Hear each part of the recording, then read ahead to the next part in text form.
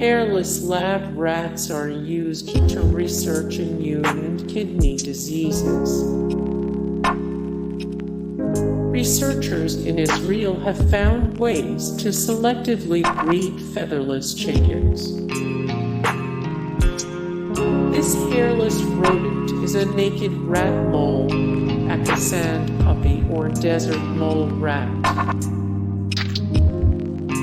This female bear suffered a case of sudden hair loss at a zoo in Germany. This poor hairless baboon spotted alone by the African wild.